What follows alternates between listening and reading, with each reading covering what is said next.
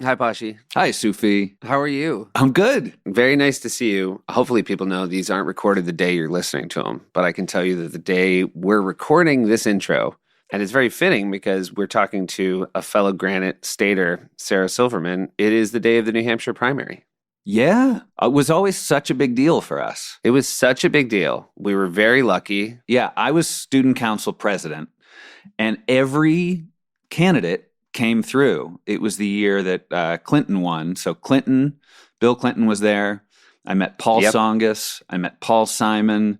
I was in a tiny meeting room with like 10 people and Bill Clinton. Also, he's speaking at a high school where there were maybe like 20 kids of voting age. Yeah. Which was just crazy. And I would say that those kids who were old enough to vote were probably the ones least likely to care about their representation in government. There was a little hotel that we spent one night in when we first moved to New Hampshire. Sheridan Wayfair. The Sheridan Wayfair, which I don't think is there anymore, but it's not. The hub. It was where everyone stayed. It was where every political operative stayed. It was where every candidate stayed.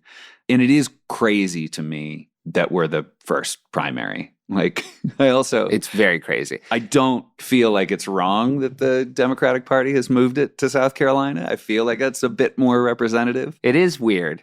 I will say a couple of things about all that. The Sheridan Wayfair, I remember later when I was in college, I started reading all these old Hunter S. Thompson articles he wrote for Rolling Stone, and he would go to New Hampshire and cover things like the primaries. And he stayed at the Sheridan Wayfair. And I remember being blown away that someone was writing about a place that I had driven by and even stayed once. Yeah. That was one of the coolest things.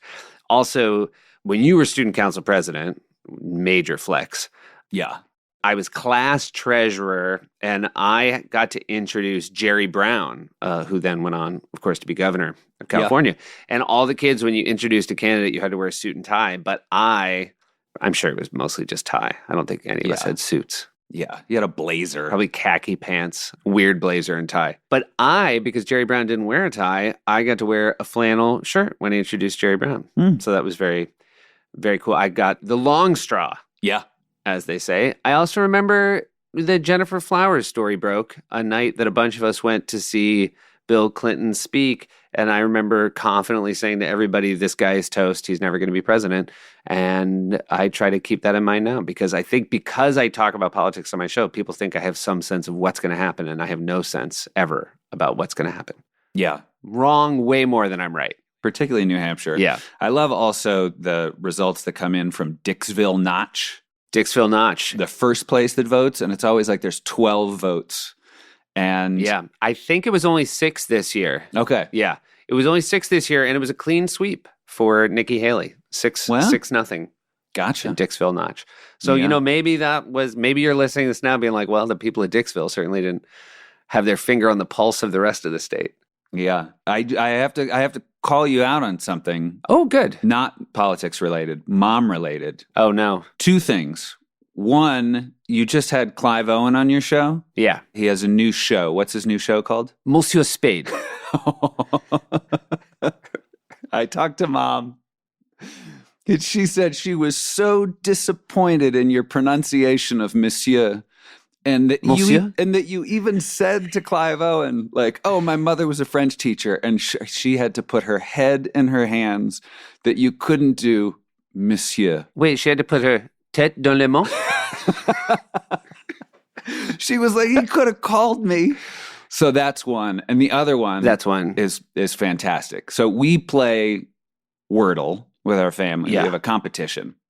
Everyone does it every day, and you send your blocks. You don't send the answer, but everyone knows how much you got it in. And it's just the 4 of us and Mackenzie, my fiance's on it, who joined the Wordle group for 1 month. Every month somebody wins.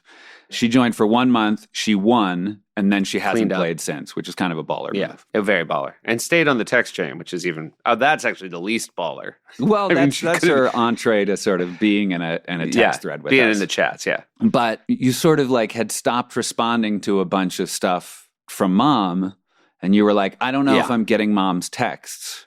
And it turns out you had blocked her. I had blocked mom. I don't know how it happened. And let me say, I tried to FaceTime mom. her contact was blocked. So I called her. I'm like, will you FaceTime me?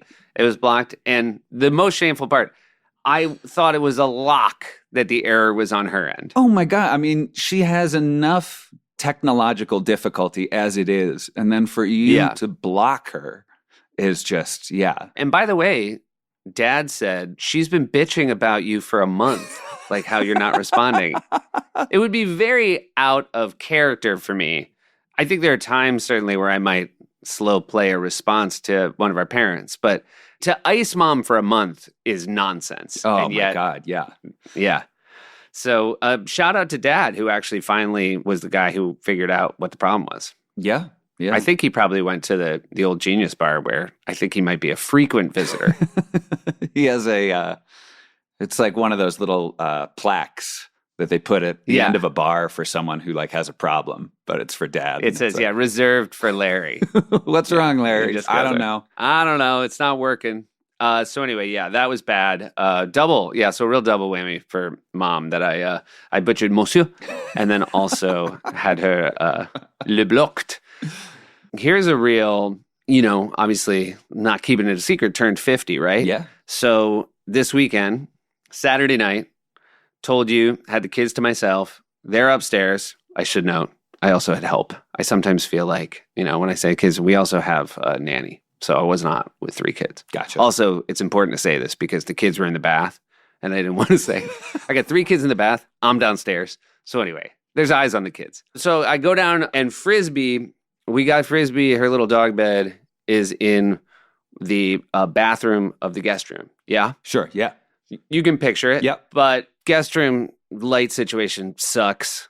The light switch on the wall doesn't turn anything on. You got to go manually turn lamps on. Anyway, she's barking. Our dog barks when she wants a blanket on top of her because she's tiny and cold all the time. So she's barking, and I go in, lights aren't working, and they never work. And so I'm like, all right, I know how to walk to the thing. I can manage this in the dark. Right. So I walk towards, and I go into the bathroom, and then I hear a rustling. And Pashi, I swear to God, I thought someone's behind the door. I'm about to get attacked. And so I pull the door open, and it was this outdoor umbrella that we just store there had been started to tip, and I was hearing the rustling of the umbrella against the door. Yeah. And as I pulled the door open, this thing cracked me on the head. Oh, yeah. And just started bleeding, big old lump right here, and had to go upstairs with ice pack on my head. Ash, the oldest, was very upset. The other kids were just sort of fascinated. And so I had a real, man, oh man, now I'm this dude, right? I turned 50. I go skiing the next day. I wore a big old Band-Aid on my head. Yeah, got to. Like old people do. Yeah. Like just like old people who just have Band-Aids on their face. The other thing about a Band-Aid on your head, you kind of forget you have it. So I kept running into people and they're like, what happened? I'm like, what are you talking about? And they're like, you're wearing a gigantic Band-Aid. So I feel like I'm 80. I feel like I turned 50, but really I turned 80. Also, last night I come home and literally opening the front door to my apartment, one of the kids says something. I open the door into my head. So now I've got a second thing here. You might have been looking at this lump thinking that was the umbrella. 2 in the course of 3 days, I hit my head twice. And then I told my wife, and you know what she said? What's that? Oh, she goes, that's a bad sign. Literally, her take was like, you might be dying. Anyway. Well, Geico's bringing that whole caveman thing back, and maybe you're trying to get that like big, thick brow in solidarity. In the early swelling, it did sort of push my eyebrows down. This umbrella was in the guest room? Yeah. Well, this is a weekend that Mom and Dad were supposed to be there. It could have killed them. And Dad got sick, and so they canceled. Yeah. So not only are there no lights in that bathroom, which isn't going to help their cause any, but you had it booby-trapped. I had it booby-trapped. Yeah. I will say, this thing hit me in the head so hard, and I managed to pull it together and not be a maniac. Mm-hmm. If that thing had hit Dad in the head, I think he would have burned the fucking house down. Do you think Alexi booby-trapped it to try and crack Dad on the bean? Oh, and then when she realized, when they canceled, she was trying to get through to me like, no, go in the guest room. There was also a soda labeled in the fridge that said for Larry only. And then I poured it down the sink and the sink all burned up.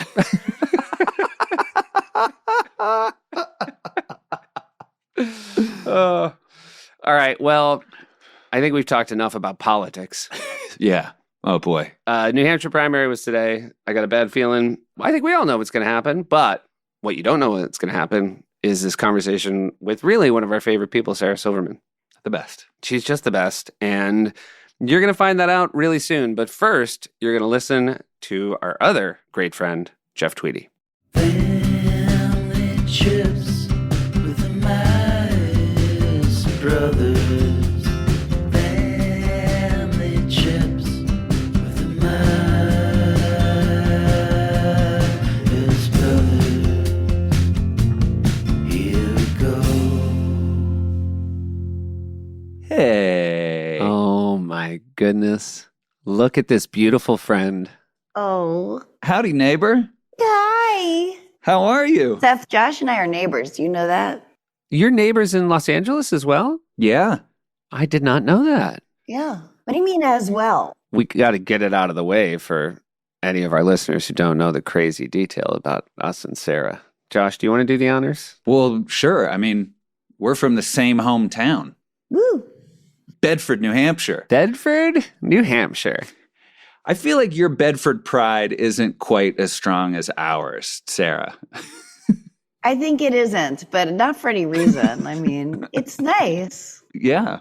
I mean, but you were born in Bedford and then moved to Manchester, yeah? I was actually born in Concord, but we lived in Manchester and then moved to Bedford. Okay. To McKelvey. I was just talking about McKelvey. McKelvey is the middle school where our mother taught, and Yeah. Sarah, all of us went. Oh, that's We so did go to nice. separate high schools, and this is very briefly, we'll just mention that Adam Sandler is from our neighboring town of Manchester, New Hampshire, and I just want to stress that wanting to be in comedy, I remember when I saw Adam for the first time on David Letterman. I don't know how I knew he was from here, but I think I knew, and I thought, oh my God, someone from here can make it. Then I remember in college seeing Sarah on SNL, and I definitely knew you were from Bedford. And then I thought, well, they're not going to have three. We're out now. Yeah. But there was I room. could understand you thinking that, but it turned out there was room. With plenty of room. Yeah. Sarah, I don't know if you remember the first time we met. It was really big for my life, for moving to LA. Oh, yeah, of course. Yes. But my friend Ike Barinholtz and I came to see you at the Comedy Central space, like down near the Hudson Theater. Maybe it was part of the Hudson Theater. And we saw you do a show. Seward. And it was great. Yeah, the HBO Seward, yeah. workspace. Sure. Sure. So we saw you do a show, and I introduced myself afterwards, and, you know, you were great, and it was such a fun show, and you're like, oh, yeah, like, my parents told me you were moving out here. Nice to meet you. Do you guys want to play wiffle ball? And we were like, what? And you were like, yeah, I got a bat and balls in my car, and we went out to the parking lot, and me and my buddy, who, like, were doing a two-person show. That was Ike? I think so.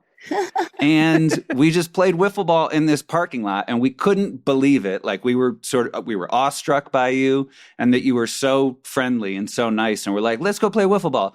And I remember somebody hit a ball and it went off of a truck, and the driver of the truck was all mad. And I can't remember if you got lippy to him in that moment or after he drove away, but you were like, the guy drives a truck and he's going to be mad about his truck getting hit by a wiffle ball. Yeah. But it was fabulous. It was really fun. You were so nice, and we were fresh off the boat. And to see someone do a show and like crush and then be like, and yeah, let's go play wiffle ball in the parking lot. It was the nicest. I remember it only slightly differently, but I do remember meeting you and it was like, oh, wow. It's so exciting when you meet someone from New Hampshire, let alone your same hometown. I mean, it never happens, you know? And I was so excited. And then you walked me to my car, and it was in a parking lot, an outdoor parking lot with lights, and all the other cars had gone pretty much. And I always kept like, you know, stuff in my car, and I had like a wiffle ball and a bat, and that's just the perfect scenario. I mean, we could play in a whole parking lot under the lights. That was just like, that was a very unique scenario where Yeah. it really warranted it. If Josh had been 10 years younger, this is definitely how an abduction story starts. Right. You kids like wiffle ball? There's a level 7 of the parking garage. It's pretty quiet. So, Sarah, having grown up in the same part of the country as us, Josh, it's weird because Josh and I have very different tastes of what we like from our vacations. You know, our family would go skiing and Josh is now a skier. I could care less about it. Were you guys a ski trip vacation family? A little bit. I learned to ski when I was 6 at Waterville Valley. Yeah. Oh, yeah. And we would go to what? Pat's Peak, Loon, Yeah. Mm-hmm. Mount Stowe. Snow. Yeah. Yeah. Yeah, we would take vacations. The one vacation we did in the winter, we would go to Mount Snow or the Balsams, it was called, and we'd see them on the way. It was like Dixfield Notch. There was the Man in the Mountain. The Old Man in the Mountain. Old Man in the Mountain. It's very nice. You've never been an ageist. You're always like, he was just a man to you. You didn't see his age. Oh, it was the Old Man in the Mountain? The Old Yeah. Man in the Mountain. And he's gone now. He's gone Yeah. now. Very sadly. Well, I'm not ageist. He was a man. Maybe he Beautiful wasn't. man. I don't know if he was a man. Yeah, when the first people that saw the Old Man in the Mountain, not the first people, because those would have been more indigenous people. Right. But they were like, look, it's George Washington or something like. They were like, he's become a man of stone. Like he looks over northern New Hampshire. Is that true? Is that really the story of it? I believe so. And it was the symbol of New Hampshire. I think people might not know the Old Man in the Mountain, but he's on our quarter, he's on our state seal, Yeah. and it collapsed several years ago. And the head of the New Hampshire Board of Tourism was on the news in tears. Is that true? Yeah, it was held up We by have wires. nothing now. It was our thing. Yeah. And it's gone. It's gone. Because now they're like, do you guys want to, you're in New Hampshire, you should go see the Mountain. I can't even believe that that's the story of the Man in the Mountain. Like, it's a New Hampshire story. You would have thought it was just like some guys who were like, that looks like a fucking face. And then that's how it became. That fucking face? I know those that are native to our state will take offense, but I've always thought it speaks to maybe the lack of things to do that Old Mountain Face was such an important part of it. You know, I was like, we didn't take family trips. I'm trying to think for this thing. But the truth is, on the way to the ski, we would sometimes do a week it was called Mount Snow or something.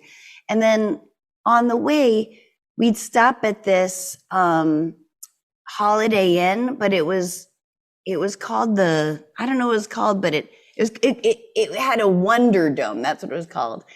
And it was an indoor pool with a couple video games and like a train that was a restaurant, and parents could just dump their kids there. And that became me and my sister Jodine. We were the two younger ones. The older ones were just gone. And we loved it there. So then our vacation ended up being, we would once a year take a weekend and go to the Holiday Inn Wonderdome. And then my parents would get to like go out and we would, play, and the whole place just smelled so thick of chlorine, and I loved it. Yeah. As you described it, I was smelling chlorine. Yeah, it's that chlorine smell, like that hot chlorine. And I think a dome might actually be the worst shape to catch that chlorine Well, it smell. catches it and it just rotates it back around to the sides. How many hours would you spend just at a pool at that age? Because I feel like my kids would be All of fully, them. like 5 hours. As many as you were given. Yeah. All of them. Did you go to sort of like those classic northern New Hampshire tourist places? Did you go to Clark's Train Bears or Story? What was it called? Oh, yes. Story Village? Story Village or Storyville. They had the old lady in the shoe, the giant shoe. Mm-hmm. Yeah. I remember that. I mean, I've driven by it, semi-recently, and you look at it and you're like, oh my God, that's so small. But when you are so small, it's wonderful. And it's all your favorite fairy tales come to life. Yeah. Oh, right. Mother Goose and the old lady that lived in the shoe. I remember those. Yeah. And it's funny, if we went back now, I'm sure it would be filthy. Yes. I find, or at Kennedy Lake Park. Yeah. Yeah. Canterbury Lake Park is great. It's an amusement park, and we used to take field trips and go there. It was our local amusement park. There was one ride famous in my mind, the Turkish Twist, Yeah. Yes. which was a spin around ride. You would get in and it would spin super fast and you'd get stuck against the wall and then the floor would drop out. And I'm picturing it. I remember it so well.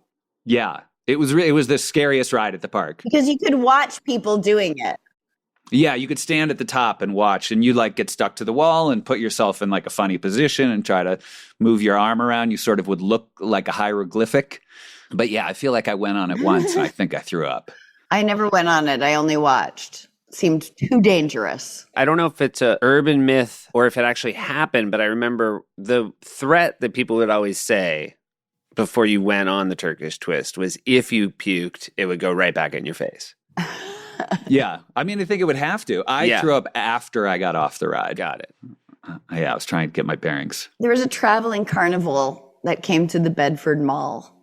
And my sister Jodine went on a date. She was like a freshman in high school with this boy. And they went on the teacups. And the whole time she was like making fun of him, like, ooh, like pretending to almost throw up, you know? And she didn't know he was getting sick. And he vomited on the teacups, whipping around. And everyone got covered in puke except for my sister. Wow. Did they keep going out? No, that was it. Why? They were I don't know. The Bedford Mall, which was a big deal, a real important part of my childhood. But I remember going there and being a parent now, I realized how frustrated the dad was because I went with another friend's family. And so I was a +1 and I went on one ride and then said, I'm sick and I want to go home. And I just remember how beaten down this dad was, realizing, wait, what? And it was a lot of like, you want to sit there for a second? But also drive 10 minutes to get you home and then 10 minutes to get back. Like, Yeah. It's not like things were far apart in Bedford. That's true. That's true. I mean, listen, you know, Did you spend a lot of time at the Bedford Mall? Was that? so much time at the Bedford Mall. And I don't know if you know this, my mother was the voice of Bedford Mall cinemas when you called to Wow. movies. I listened to your mom. Back in our day, you had to call Yeah. and the movie person at the movie theater would be like, you know, Bedford Mall Cinemas 1, 2, 3, and 4, blah, blah, blah, blah. And my mother went to complain that she couldn't understand what he was saying. He had no diction. And they go, you want to do it? And she was like, well, okay. So she literally got the job because she complained about who had the job. Mm-hmm. That's Yeah. the best. Would she get paid, do you think? Is that like, because you got to keep recording, new movies are always coming in, new showtimes. No, she wasn't paid, but we could all go to the movies for free. Wow. That's a fair trade. In the barter system, you can't ask for more than that. That is also the most New England response to, I can't understand this guy. Do you? Yeah. Well, then, do you think you can do a better job? People are calling to hear what movies are playing, and they can't understand him. It was like, you know, you couldn't mess up. She couldn't mess up. She'd have to start over. And she recorded in the popcorn room, which was, they bought all this pre-made popcorn and then put it in the popcorn machine, which is something I did not realize. And she would be like, thank you for calling. My mother had a very breathy, like, you know, she talked like, you know, Shelley Long on Cheers or something. Thank you for calling Bedford Mall Cinemas 1, 2, 3, and 4, where all bargain matinees are only $2 Monday through Saturday. Now playing Annie with Aileen Quinn and blah, blah, blah. Albert Finney. The way you're saying it makes it sound like kids my age would just call up. We would pretend like we wanted movie times, but we just wanted to hear this breathy Hear that lady. woman speak. Very breathy. I remember you would call, and you sometimes you had to call a bunch of times. It was often busy to Mhm. call to get the movies. So you'd call and call and call, and then when you got it, whoever was on the phone would just scream out to the family what the movies were and Yeah. the show times, and somebody would have to scribble it down, which is so funny to me. Because also there were newspapers then. I was just going to say, you could get a newspaper. Get the Union Leader. Yeah. Yeah, I mean, we were getting the Boston Globe. We weren't getting the Union Leader, so we didn't Yeah, have those local shows. that's true. So maybe that's on us. Maybe we needed to get the Union Leader or the Bedford Bulletin. Oh, I didn't know your father had a clothing store. yes. Crazy Sophie's Factory Outlet.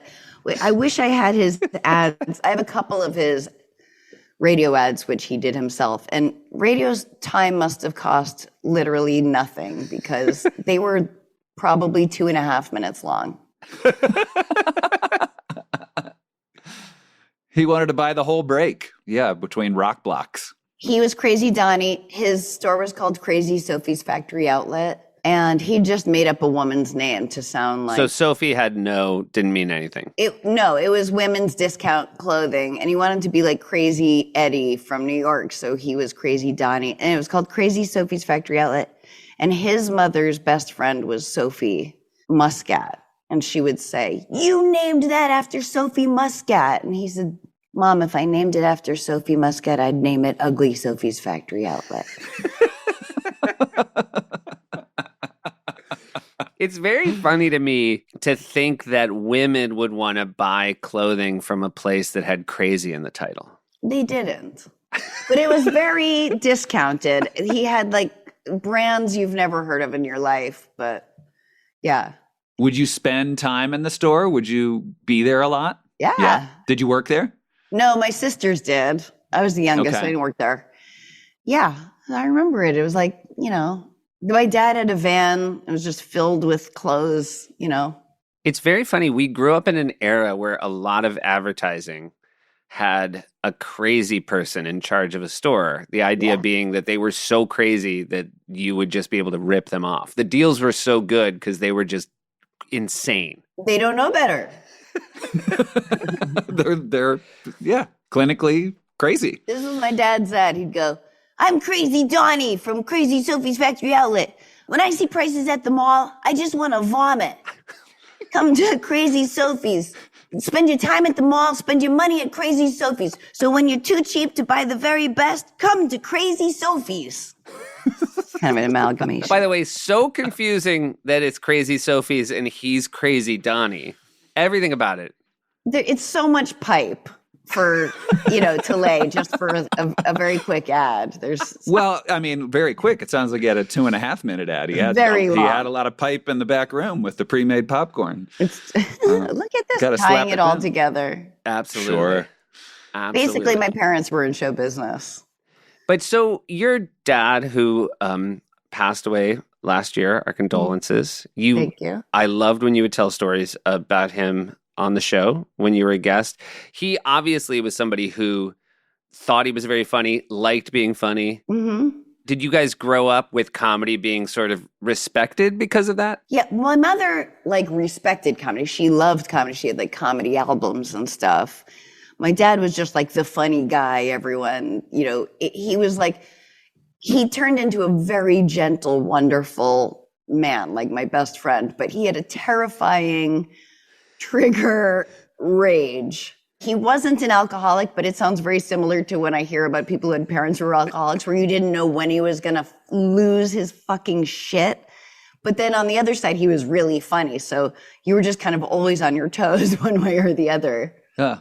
Our dad lost his shit all the time, but I always knew when it was coming. Oh, really? Started brewing? Yeah. Yeah, there was a long fuse that you saw that was set, and you could see it sort of sparkling and getting a little closer. Yeah, whereas mom to this day doesn't know when it's coming.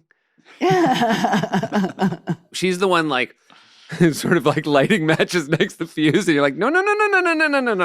Is this a good time to needle you? Are you in a good needling mood? So how young were you when your parents got divorced? 6.5. Okay, so you didn't take a lot of family trips, or maybe you don't have a lot of memories of family trips with both of them. I was texting with my sisters, and they're older, and that I don't remember the ones when we all took together. I only know from pictures. We went to Jamaica, we went to Disney World, but I just know from pictures. Gotcha. No memories of Disney World or Jamaica. Have you gone back to Jamaica? No. Yeah. Did I? No, I went. I did. At my only year at Saturday Night Live, I was I'm making real money. Hey, we're going to take a quick break and hear from some of our sponsors. Support for family trips comes from Fidelity. Your entire life you've been told to save and save and save, but has anyone helped you figure out how to spend? With Fidelity Income Planning, we'll help you create a clear, personalized plan for cash flow. One that includes your 401k and all your other accounts. However you want to work with us, either one-on-one or with our planning tools, we'll help you to build a withdrawal strategy for when you're not working. We can help you gain a better understanding of your options to help you make the right decisions to best fit your life ahead. All so you can enjoy whatever comes next. And you can go from saving to living. Learn more at fidelity.com/income planning. Advisory services provided by Fidelity Personal and Workplace Advisor, LLC, for a fee. Brokerage services by Fidelity Brokerage Services, LLC. Family Trips is sponsored by Sundays. Sundays is a fresh dog food made from a short list of human-grade ingredients. And Posh, real quick, human grade does not mean humans. Definitely not. Thank you. Non-cannibal humans would eat the stuff that's in this dog food. We double-checked that with Dr. Tori Waxman, one of the co-founders of Sundays, who is a practicing veterinarian who tests and formulates every version of each recipe. Sundays contains 90% meat, 10% superfoods, and 0%, that's a good number, 0% synthetic nutrients or artificial ingredients. Some of the possible health improvements you might see are softer fur, fresher breath, better poops. Who doesn't like better poops? Who doesn't love a better poop? Yeah, and more energy after switching to Sundays. You know, my dog Frisbee, who I think we'd all describe as impossible, Mm-hmm. loves her Sundays. And that is not an easy task to impress Frisbee, the impossible Italian greyhound. She has a real Italian attitude about everything. Yeah, always barking with her hands. Yeah, she was like, oh, hey. One of the great things about Sundays is that it is fresh dog food, but it does not need to be refrigerated like a bunch of those other fresh dog foods. So when once I had a full drawer in my fridge dedicated to dog food, now I get that back. That's really exciting. This is exciting too. Get 40% off your first order. Get 40% off your first order of Sundays. Go to sundaysfordogs.com/trips or use code TRIPS at checkout. Here we go. It's very interesting that you felt like you had real money because I remember it's because it's not that much. It's great. Don't get me wrong. It was so much more money than I made the year before I was on SNL, but it's not real showbiz money, right? I mean, I made like what my dad made Yeah. in a right. year. So Yeah. it's not showbiz, as we know, but it's like It was great. a successful businessman in Bedford, New Hampshire money. That's true. My issue was Lorne, I felt like, had no idea what we got paid because he would always give me suggestions that were just so. I remember my first year, he's like, I think go to St. Bart's. I was just going to And- say, is that it? But it really was. And then you're like, what? I don't think they would even let a person like me in St. Bart's right now. I was just thinking of St. Bart's because I completely associate it with Lauren and his friends for some reason. That's how I've heard of St. Bart's. Yeah. And I was just thinking recently, I was like, I'd like to go there. I could go there.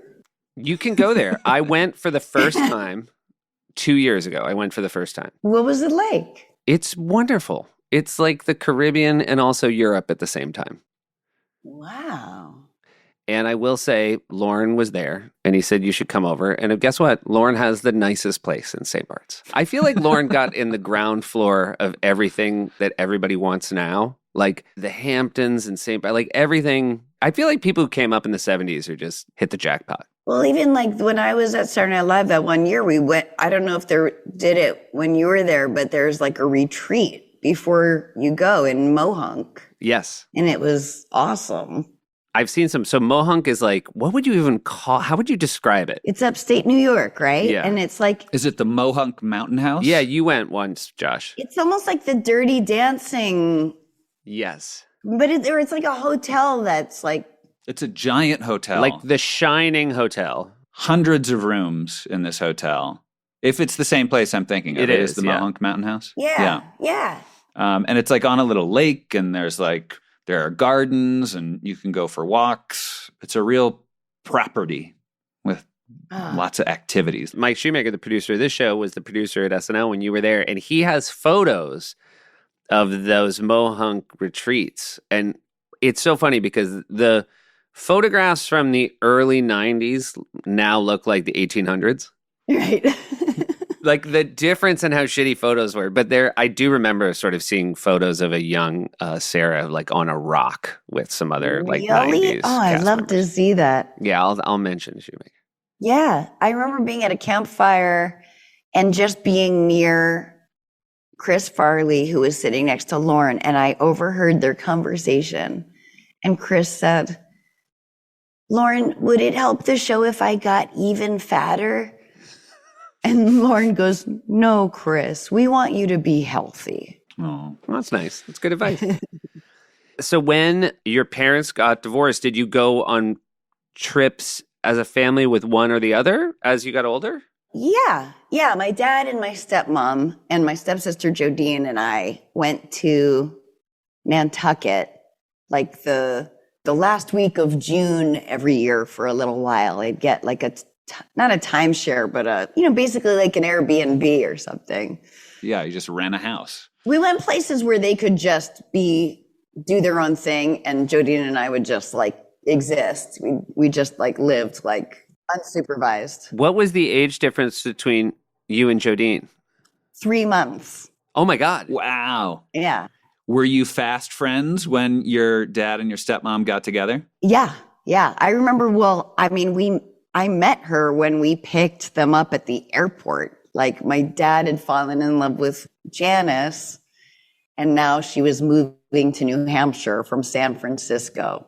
Wow. And I know that should be love. And then I remember seeing Jody. She had her cat in like a box from the plane. She didn't say anything, and she just waved me over to the women's room. And I just remember being in the women's room at the airport alone. I guess it was small. She put it in the sink and opened up the box and turned on the water, and the cat was like, "Rah!" And she just was laughing, and she didn't say anything. And I was just like, this is my new sister. Yeah, it's a good opener. Oh my God. So the first time you guys met wasn't like a let's get to know each other. It was they live here now? This is your sister now. Yeah. Wow. Yeah, but it was great. That's amazing that it worked out Yeah. like that. Yeah, it worked out 45 years later. When you were in Nantucket, were you near a town, or when you sort of existed on your own, would it be like you're in the woods and you're on the beach and or was there like you're on a boardwalk with We had bicycles. We would ride to the beach. We'd ride to the little like store and buy candy. I just remember like collecting hermit crabs and loving them so much that we took them home and put them in like a glass in the window, and they baked to death. Like we went out and came back, and they were like out of their shells and just dead from sun, just like a beam of sun hitting them. So many animals had to die because we were children. Yeah. Awful. They died so you could, they walked so you could run? Something like that. That's right. Yeah. That's when there was only one set of footprints, that's when we were carrying them to their deaths. That was when you were carrying them to their graves. on the beach that Seth goes to with his kids. There are these little sand crabs, and when you dig in the sand, you cannot take like a handful of sand without getting 3 sand crabs. And Awesome. Seth's middle son, Axel, every time he sees one, will say sand crab, sand crab. It's like, I got him. Yes. There are so many. There are millions of them. It's a little bit right, like pointing and saying seagull. At this point, you're like, yep, I get it. Got it. We got it. But there are still hermit crabs today, so you didn't end the chain. That's true. Sounds like you guys hate this kid. I'm currently in a situation where he's not my favorite. Not because of the crab thing, but because he's waking up in the middle of the night. In that era, before social media, how did your dad meet someone who lived in San Francisco? They were fixed up by her cousin, who he had always called cousin because their families were close. Like, there are home movies where they're both little in like different parts of the home movie. So they have like a Massachusetts Jewish geography connection, and then they got fixed up. It was like that, and that was it. That was it, huh? That was it. They were in love. It should be noted that you're obviously Jewish. Adam Sandler's Jewish. I am presumed to be Jewish. Keep it down. And I am not presumed to be Yeah, Jewish. it's so funny. Josh and I look alike, sound alike, and nobody thinks Josh is Jewish. That's so true. It's true. Josh does not look at all Jewish, and you look deceivingly, which is so on the nose, Jewish.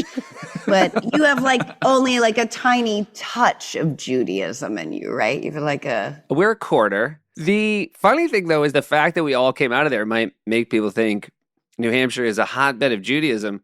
It is not at all. To the point that I didn't even know people would think a Seth Meyers who looked like me is Jewish until I went to college. Like, I went to college and everybody, it was the first time in my life, people were like, you must be Jewish. Nobody ever even asked in New Hampshire. I think the assumption was you just weren't. Yeah. Yeah. Did you feel like you were completely on an island? Well, I mean, we were only Jewish in that we're Jewish. Like my parents were atheist, they were agnostic. I see. You know, we had no religion. The only thing that made us feel Jewish was everyone around us.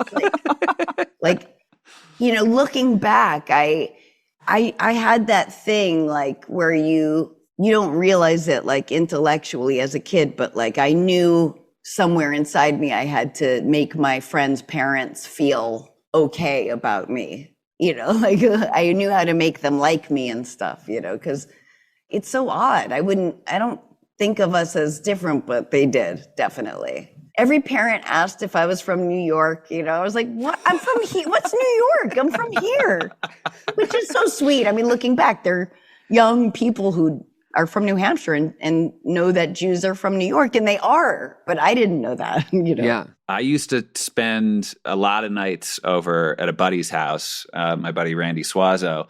And if I spent a Saturday night there, on Sunday morning, they would go to St. Elizabeth Seton. They'd go to church. And it was a good drop-off point. So I would go to church with them, which I thought was nice because you could get a donut in the basement after like the service, and then my parents would pick me up. But I would be there sometimes for a service. Me too, yes. And one time I like got up when people were taking the Holy Communion, the body of Christ. And I remember the priest said, body of Christ. I said, thank you. I caught some heat for that because you're supposed to say amen. But also people were like, my buddies were like, you're a Jew, Josh. You're not supposed to take that. I was like, we're not really Jewish. But they were like, that's not for you. And I was like, I didn't, everyone got up in the row. Everyone. It wasn't like I was going to hang back and be like, none for me, thanks. I used to go to church all the time. I mean, my best friends, Lori and Amy Martin, were like I'm still friends with them. They were very Christian. And their mother, Sue Martin, it's so funny because I only know it's Hanukkah because she sends me one of those like Blue Mountain cards, you know, digital cards that is, you know, because they're very like Christian. So they're you know, aware of like when Hanukkah is and like celebrating your different people's, you know. Did you go to the CYO dances? Did they have those at Christian Youth? Well, yeah. No, but Okay. my friends all had CCD. Oh, right. Yeah. Central City Dump. Is that, yeah, what does it stand for? Christian? I don't know, but that was, they all said it was Central City Dump. That was the sort of That's so joke. funny. Yeah. I don't know what it was, but it was like Sunday school. Good I want to say. CCD. I do remember. I dated a girl whose father was a pastor, I want to say. What could you be if you had a wife and children? That sounds right. Like a minister, yeah. Same Ministry. way. We had a friend. But I remember going to church once and not having gone that often. And this is, I'm ashamed to say it, but I remember during the services, I just prayed, because it was Sunday morning, I prayed that the Steelers would win that day. What, you were a Steelers fan, not Pats? We're still Steelers Yeah. fans. Our dad's from Pittsburgh, and so, yeah, at least. We're everything else we're good with in Boston. But I remember when the Steelers lost, I was like, well, you had one chance, God. Yeah. You gave God only one chance. Sophie works in mysterious ways. Yeah, he does.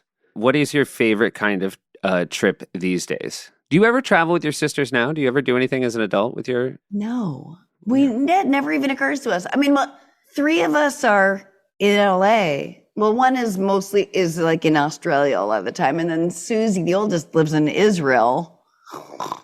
Let's talk about it. No, it's not.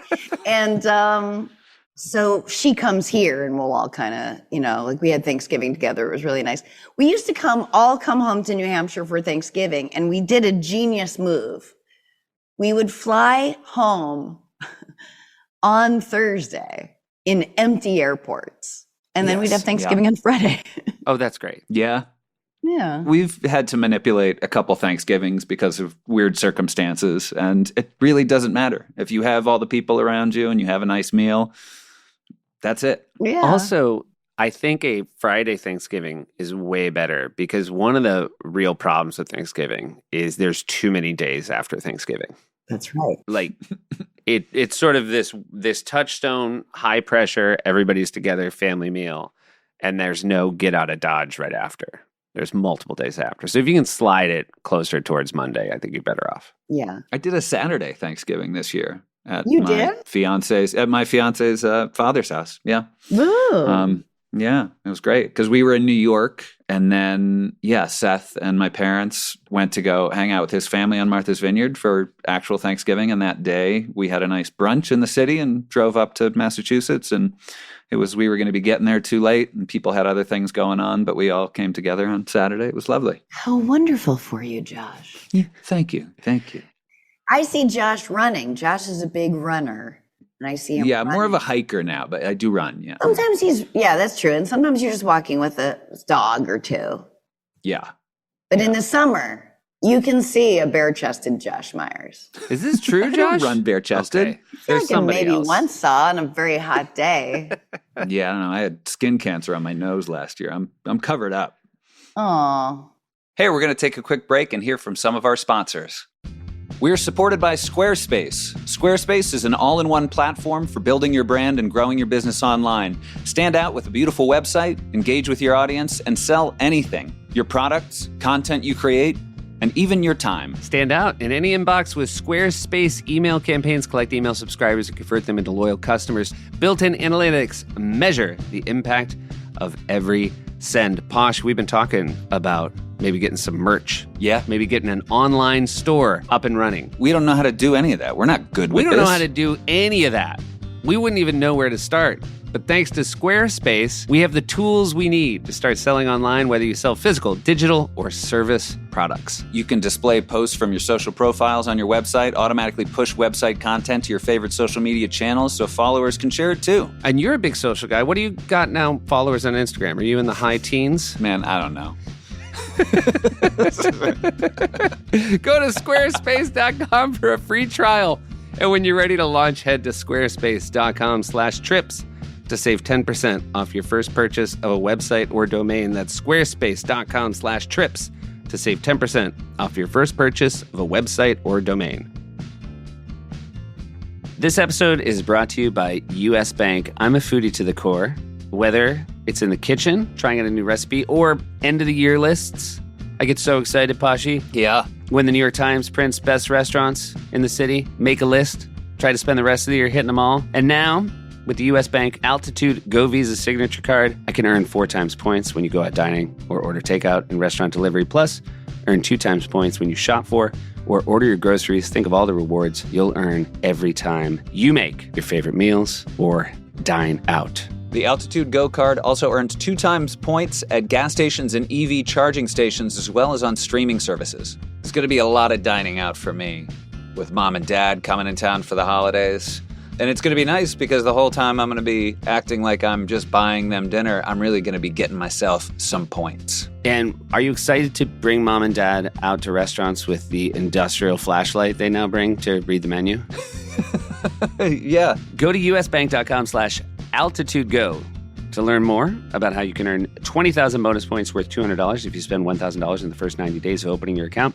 Eat in or eat out with the US Bank Altitude Go Visa signature card. Visit usbank.com/altitudego to apply. Limited time offer. The creditor and issuer of this card is U.S. Bank National Association pursuant to a license from Visa USA Incorporated. Some restrictions may apply. Family Trips is supported by 8 Sleep. At this point, I'm sure you've heard of 8 Sleep. Their buzzworthy mattress cover, called the Pod, can be added to your existing mattress to automatically cool down or warm up each side of your bed and in turn improve your sleep quality dramatically. This is a real relationship improver. I feel like that has been the case for both of us so far, Pashi. Yeah, I mean, I feel like I have my half of the bed back. Yeah. Because I like it a little bit cooler than Mackenzie. I mean, I have a whole program. It has it at the perfect temperature for when you get into bed. Then you want it a little bit cooler. That's when you hit your real deep sleep, and that's when you get your recovery. Then it warms up a little bit. That's when you get more of your REM sleep. That's when you have all your good dreams. And then it sort of warms it up so that you're nice and toasty for when you get out of bed. It's great. See, for me, that's my favorite part, is to warm it up before I get out of bed. Because Alexi, much like you, not just in persona, but in how she likes her side of the bed, ice cold. Yeah. And when the morning rolls around, if it's too cold, if my side of the bed is too cold, it just starts my day the wrong way. I also overlayer when I get dressed in the morning because I'm still so cold, and then I walk outside and I realize I've done terribly. Improve the way you sleep by using our link at 8sleep.com/trips for $200 off plus free shipping on their high-tech Pod 3 cover. That's 8sleep.com/trips for a better, smarter sleep. Here we go. Do you know Josh and I went to college together, and Josh was 2 years younger than me, and Josh in college was a very avid rollerblader. And Josh also had really long hair in college, very, very long. And he used to... About the length of yours right now, Yeah. Sarah. Oh, And really? He would, without a ponytail, he would rollerblade through campus. And my friends nicknamed him the Albatross because his hair would basically go out like two giant wings. Oh, I thought it was because like having that brother is so embarrassing. It was an albatross around your neck. Right, it worked both ways. Unintended consequence. Oh, he's an albatross, all right. Yeah. I had purple rollerblades with Jamiroquai stickers on the back. Yeah. I was all about it. Timeless. That's how much older I am than you, because Jamiroquai's first appearance on television was on a Conan where I was a guest. Wow. What was your first talk show? Was it Conan? Yeah, Conan. First year. First year on SNL, you did Conan? Yeah, and it was Conan's first year, 93. Wow. What a trip. Was it crazy to be in the building at the time that show was starting? Were you very aware of it? You must have known so many people that were working there. No, I was Really? a kid. I was 22. I didn't know people yet. 22 is so crazy. It is so crazy that you were there at 22. All I could think was I can't believe grown-ups act like this. I can't believe grown-ups fight. There were fist fights. It was not a very friendly era. I think I was at a friendly era. I mean, I started at 27, but I never saw fists fought in my time there. Rob Schneider and Al Franken would fight I couldn't believe grown-ups were fighting like this, screaming fights. I mean, I would love to see an actual, no disrespect to either of those gentlemen, but I feel like that would be a great fight if watch. it got physical. Yeah. I feel like that's a good match. Al was more he would come in the next day and be I thought about it and I'm sorry for my part in it, Yeah. But that feels like sort of like one of those early matches before the heavyweight fight. Undercard. It's like the undercard. Yeah, it's the welterweights. We got Rob Schneider and Al Franken going to square off in the writer's room. Where were you in your career the first time you did Letterman?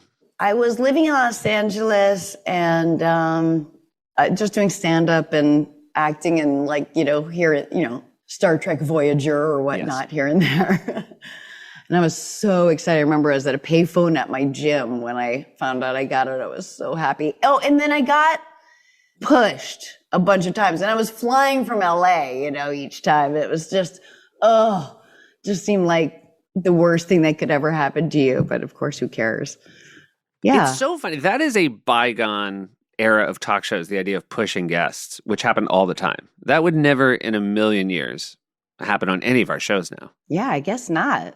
It never happened. Yeah, that never happens anymore. Why? The idea that you would just go long and make a stand-up who came all the way there. So the first time you did Letterman, it was to do stand-up? Yeah. Oh, yeah. Yeah, I did stand-up. Yeah. And then I remember I was so nervous and I did my set. Hold on. First of all, my friend Dave Juskow came with me and he showed up with a date. He was impressing a girl. I was so mad at him. I needed support. But I did my set and I was it went well. And he came over and shook my hand and he was in prime Letterman, then. And he leaned over and he goes, "This crowd sucks. And I just was like, did I bomb? But he was in his head from the monologue. Like, Right. But at the time, I was just like, it made me just go like from so excited to, oh. But then you learn about it more. Like I'd do his show, and when it would go to commercial break, the segment producer would come up and talk to you so that you didn't dare lean over and talk to him. And I'd be like, I know why you're here. I'm not going to say anything to him. We'll have a conversation. But now we're friendly. It's so funny to be He's so reach a different point. now. He's like fun and goofy and wants to socialize. It's nice. He had to get through that awful gauntlet of having his own show, and now he can be a human being. It is that thing about somebody saying an audience is bad. I just did a show in Mesa, Arizona over the holidays, and I had such a good time. And I thought, what a great audience. I felt so good about it. I record my sets. I listen back. I'm like, they're great. And then someone on Instagram wrote and said, hey, I saw your show in Mesa. Sorry about the audience. I had the same feeling where I'm like, wait, what? Did it not go well? All it takes is one person. I pretty much stay away from any comments online, and people will go like, are you okay? Or like, I don't know how you do it. And I'm just like, what? What? What did I do? What happened? I am going to try to bring it back to family trips. I'm if I really may. sorry. Yeah. No. I blame Seth. Did you ever go away with your mom and your stepfather? And if you can't remember things, then that's fine. Or did you ever go away sort of as adults somewhere that wasn't home, wasn't LA, and wasn't to New Hampshire, like where maybe your dad and stepmom came, or your mom and your stepdad came? Would you rendezvous anywhere out in the world? Your face says no. I felt so guilty coming on this podcast. Like I didn't want to say please. no, but I was like, God, I never go anywhere unless I'm on the road. I haven't really taken a vacation. Over Christmas, we stayed home and like organized our drawers. And tell us more about that. No. No, don't. No, don't, please. No. Would you go to like Hampton Beach? Like Yes. any day trips? Here we go. Well, no, really, my friend Carrie and I would go to Hampton Beach at night, and yeah, no, I don't have very good stories. Wait, I made a list, I feel like, somewhere on my phone right before. But You're doing great, Sarah. I'm embarrassed. Did you ever play the Hampton Beach Casino? Did you ever do stand up there? Hampton Beach Casino? No. I went back and did stand up there maybe 10 years ago. How was it? It was a lot of fun, but I was very proud of my opening joke, which is I have not been in Hampton Beach in 20 years, and I love what you haven't done with the place. Because it is exactly what you remember. That is incredible. All I remember from Hampton Beach is we lip synced Walk This Way with like fake guitars, and they make a video for you. I did that at the Bedford Mall with Who Let the Dogs Out. Yeah. Oh, wonderful. Oh, Yeah. I'm the worst guest. Go on. No, please. Well, because I listened to Jost, and it was the funniest thing I ever heard in my life. And I should have listened to something else, but that was the episode I listened to, and it was very intimidating because, it was so funny. My God. Hampton Beach is pinnacle dirtbag beach, I feel like, right? I loved Hampton Beach so much because it was a lot of fried dough and arcades and... It's like the sort of the Atlantic City of New Hampshire. When my wife first came to New Hampshire, like Alexi's from New Mexico, and you go to New Mexico, and New Mexico is sort of exactly what you think New Mexico is. Right. Whereas I think New Hampshire is a lot of things you don't think it is. Right. You know, Right. I think people grow up thinking, I mean, if you don't live in New Hampshire, and it has all the beautiful, mountains and nature and wonderful things, but there's also there's kind of a nice dirtbag element to New Hampshire that I also find incredibly endearing. Cruising Elm Street. Cruising Elm There Street. you go. Yeah. Yeah. Elm Street was the sort of big main street in Manchester, New Hampshire.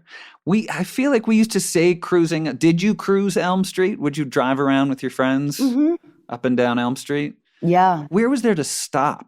We never went to bars in Manchester. We were sort of, or at least I didn't. I don't know if you did, Seth, but I was never No. able to because I didn't have an ID. So you would just drive? Yeah, we would try to Yeah. do it, and I feel like we did it wrong. We'd hang out behind the Dairy Queen. Gotcha. Well, yeah, Yeah. we would go hang Yeah, out by no, the Dairy Queen. It's a good spot. I'm glad we're getting this out here because these are all the sort of Once we were teenagers and we could drive, and we had friends that worked at Subway and Clam King. We could go to those places after hours if they were closing up, and we would smoke pot. yeah. At the Clam King? I would eat like all the cookies, and it would really stress the friend that worked there out, but that was the hardcore life of growing up in New Hampshire. Were you ever part of the late night sort of like diner crew that would, I want to say there was like a Denny's on 2nd Street right at the bend there? And There is a Bickford's Family Affair. Is that there when you were there? No. I think so, yeah. It had like toys at the cash register. Yeah. No, you don't remember. You're lying. Lying. That was like you a caught me sweet, lying. that was like a totally I mean, I- generous, like, no, we had that. That was We there had in the that. 90s.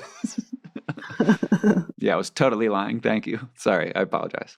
No, I appreciate it. Clam King is something I remember driving by on the way to school every day. Did either of you go to the Clam King? Did anyone ever have clams at the Clam King? I have not ever tried fish or seafood in my life. Oh, wow. Oh. Yeah, that's a little fun fact about me in a town very big on lobster. And my dad ate at Clam King every day with his best friend, Arnie. So in every day, that was maybe where the split happened. That was you. Yeah. I went none except for at night, and he went every day for lunch. Right. Clams? My fiance also has never had a clam, oyster. I'm so thrilled about that. Yeah, that's the thing. They've always creeped her out, and she's not wrong. It's They're creepy. nasty. The other Yeah. thing about a Clam King in Manchester, New Hampshire, is Manchester is not close to the ocean. No, it Not isn't. close enough to think those are your top shelf clams. I mean, it's not. It's closer than Vegas. That's true. But It is that is, really? but Yeah. the Clam King clams are probably coming from Hampton Beach. They're just Ugh. trawling.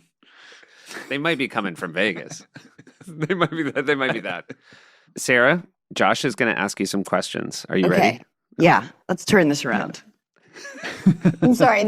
For me. I mean, not for me. I mean, by me. Jesus Christ. All right, here we go, Sarah. You can only pick one of these. Is your ideal vacation relaxing, adventurous, or educational? Not educational.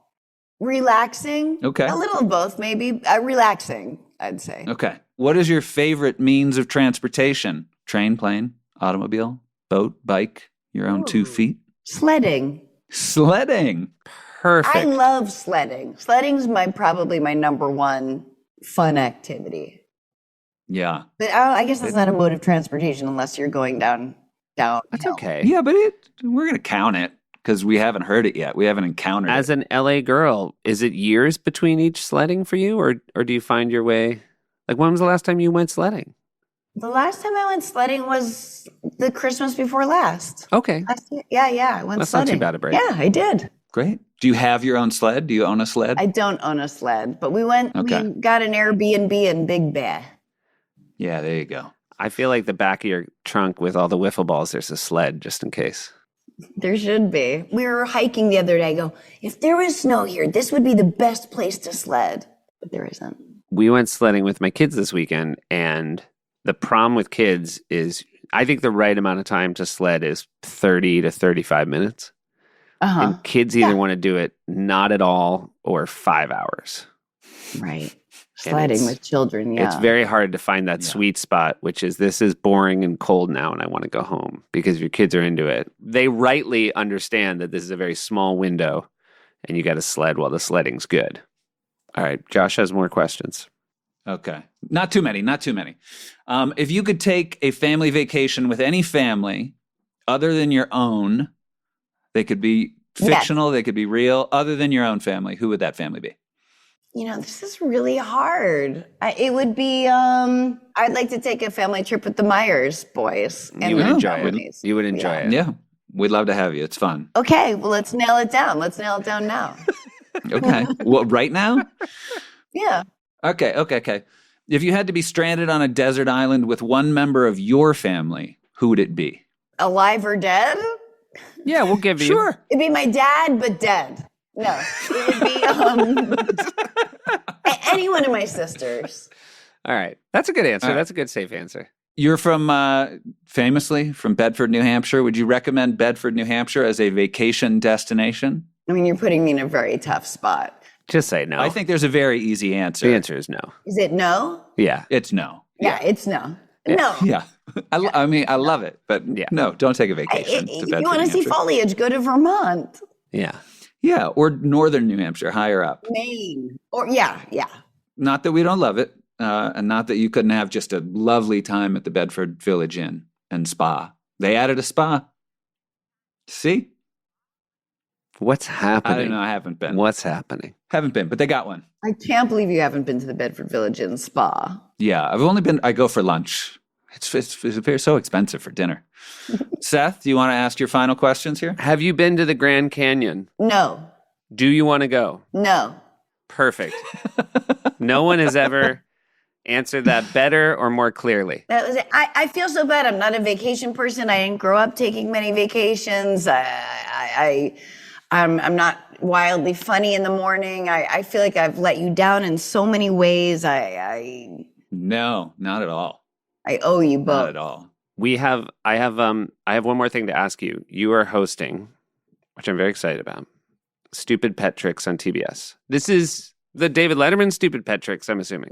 Yes, it is. Have you filmed any yet? I filmed all 10 of them 2 years ago and then just saw a billboard for it and couldn't stop laughing. Like, it must just be like throwing them out there. I hope the tricks hold up after 2 years. Oh, yeah. It was very of the moment. Were the pet tricks great? The pet tricks were fine. Yeah.